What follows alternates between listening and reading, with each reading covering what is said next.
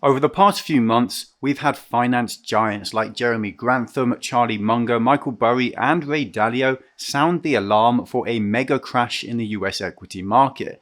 There's also been a lot of hue and cry about excessive valuations in the debt markets too, and as the days go by, the US economy seems to be losing its marbles, and it would not be smart to ignore what might be the deadliest ingredient of this Molotov cocktail: the real estate market. Now, all humans labor in the endeavor to upgrade their lifestyle, either for the commodities they consume, the nourishment they desire, or regarding the roof over their head. Single-family homes have been a vehicle of personal consumption as well as an investment opportunity for years amongst retail investors, but now there's a new bully on the block. Today, guess who's the biggest home buyer? An industry once dominated by boomers and was once assumed to be taken over by millennials and then Gen Zs is now being disrupted by giants on Wall Street. In the past 2 to 3 years, if you've been looking to buy a house and are wondering why the odds aren't in your favor, the answer is simple. You are a fish, but there are blue whales operating in that same water.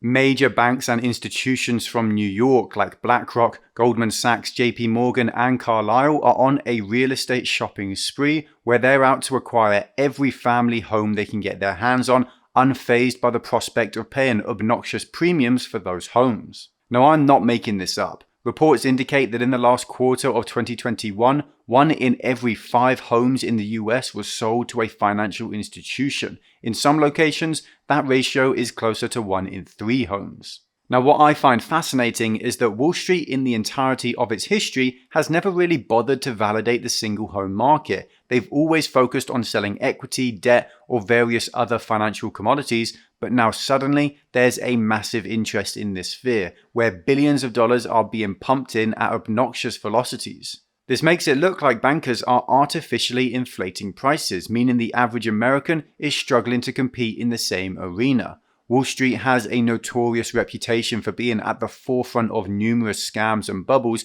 so disregarding the concern of another housing bubble would probably not be wise. Occurrences in the financial and economic world affect us all, and so I'm going to attempt to break down how all of this started in the first place, what it means, and what we can expect. Now, before the pandemic wreaked havoc upon our lives, institutional investors comprised about 10 to 15% of all family homes in the economy. But after the pandemic, those numbers soared to about 25%. So here's our first big question. Why do the big boys on Wall Street have this sudden urge to become new landlords? I mean, traditionally, we know that they've always been the ones trading paper assets, selling us mortgages, or packaging them up into fraudulent investment vehicles destined to crash the economy. When you have thousands of them all bundled together, suddenly the yield goes up, but the risk is still small because, well, they're mortgages. And who the hell doesn't pay their mortgage? Exactly what the Michigan State Pension Fund has been looking for. I'll buy $20 million. Oh, come on, live a little. $25 million. The money came raining down. So why do they need to enter a market of tangible assets, a space which would just bloat their balance sheets? I believe this needs to be answered by zooming out and seeing the state of the overall economy first. The US is suffering from dizzying inflation figures. Rampant quantitative easing and near zero interest rates have blown up inflation to 8.5%. The dichotomy is that despite there being insane amounts of liquidity in the market at this point, people's wealth is actually being eroded away, all the while they think they're getting rich. The valuations in equity markets were through the roof, where PE ratios of 50 or 100 times weren't uncommon. Bond markets too have been overvalued, as the 30-year treasuries are at all-time lows. For an institution, at this point, there aren't a lot of viable options to make money in the paper assets market. Frankly, mid-level brokers and companies have always existed in the housing market, but in the past, it was almost ridiculous to imagine the giants of Wall Street setting up large sales, rent collection and maintenance terms for properties across different locations of the country. Too much effort for too little reward was the consensus, but we're talking about mega institutions here. These guys basically have unlimited money to hire the best minds for the problems they're trying to solve, and that's what they do. 2 years ago, when the banks decided to enter this market, they didn't wait for resale or disputed properties to start with. They literally went in and started buying up entire localities. They were willing to take a bet because they were aware that the only competition they had were the nuclear families of America. It's almost like a fist fight between Mike Tyson and a guy on a plane trying to annoy him. So when they realized that this is the only market with potential upside and low competition, they chose to seize that opportunity. So what does this mean for the affordability of homes in the US, and what can we expect in the future? Well, over the last year, we witnessed a surge in housing prices by about 20%, but the average wages of Americans only grew by 4%. So what does that mean? Well, this means that for the most common folk, it's already nearly impossible to afford a house. You can see that the average 30-year fixed-rate mortgage was at a low of about 2.7% in January of 2021, literally an all-time low. Underwriters at banks just couldn't pass on people wanting to buy a house as their income bracket simply did not qualify for the loan amount. The point I'm trying to make here is that the mortgage industry is freaking out. The cost of a mortgage to own a home is getting costlier by the day. In fact, the cost of home ownership, or the cost of a mortgage, has gone up by a whopping 9 times more than the average income. This is unprecedented and has never happened before. Historically though, whenever demand has reached a state of unsustainable frenzy, it always indicates a bubble. We've already established that the housing market prices are being rigged by the new corporate landlords who have unlimited money to pump, but at what point does this bubble burst? Well, most retail investors jumped onto the bandwagon of buying homes when mortgage rates were low, but there was another problem which was creeping up faster than they thought: inflation. The US government and the Fed need to fight tooth and nail to curb that 8.5% figure and neutralize the economy, and for that, they will need to increase interest rates. Now, obviously, as interest rates rise, so will mortgage rates, which will in turn make it more expensive to get a good deal on your mortgage, driving demand down. At present, US home prices are so outrageous that consumers who are considering buying a house may well regret it in the months to come.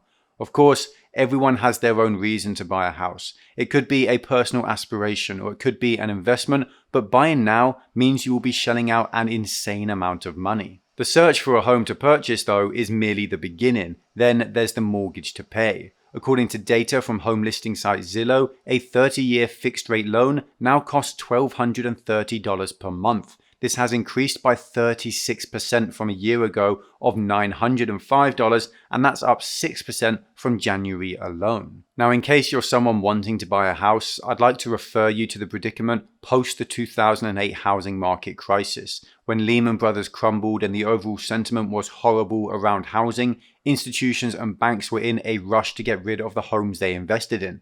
The situation was so dramatic that some houses were listed at an 80 to 90% discount to their intrinsic value. Frankly, for someone wanting to buy a house then, this would be a sign from heaven. Coming back, there's also a narrative that analysts are crying wolf about the real estate bubble. So here's my take on that. The reason some people are saying this is because they feel that now that Wall Street has entered the game, most deals are happening in cash, and since Wall Street is a money machine, it's going to be a very hard bubble to pop. Now sure, Wall Street is paying cash upfront for most of these property sales, but they are still a minority of the total buyers, merely 25%. The remaining 3/4 of those buyers are the ones using mortgages to purchase homes, and this brings me to my next point.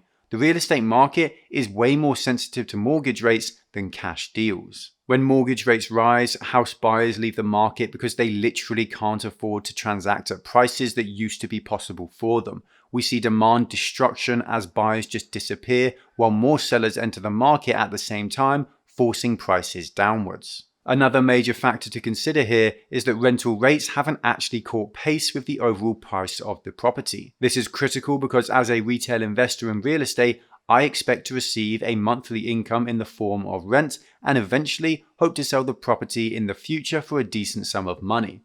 Over this period of time, since this is a personal property, I'd also make sure that the house remains in good condition to maintain its quality throughout the years. The problem is though, when we're talking about corporate landlords, they don't act the same. With the speed at which they are acquiring houses, it's nearly impossible to maintain quality checks. And at this point, they aren't just outbidding retail investors, but they're also letting out houses at significantly lower rents to customers. For a retail investor, the monthly rentals serve as a means of income through which he or she can pay the bills of the family, education, healthcare, but that's not the case with Wall Street.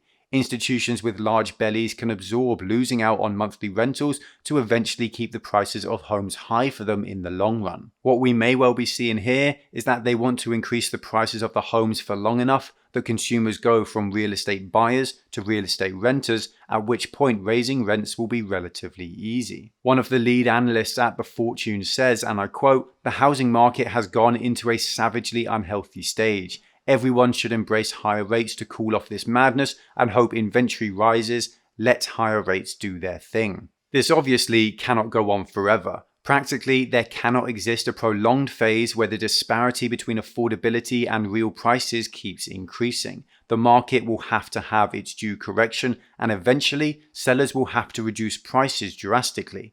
It's easy to identify the heat of this market, but accurately gauging how dramatically this bubble will burst is a lot harder to guess. From the looks of it, it seems like the scare of an overvalued real estate market has plagued the entire North American continent though. In recent news, the government of Canada has banned the sale of homes to non-Canadians for a period of 2 years to try and cool the country's housing market. Additionally, the government also stated that there will be higher taxes for people who sell their houses within a year, though both measures include multiple exceptions, including some for permanent residents and foreign students. This decision by the Canadian government comes after seeing a massive 20% plus surge in housing prices across the country in a single year, coupled with increasing rental prices.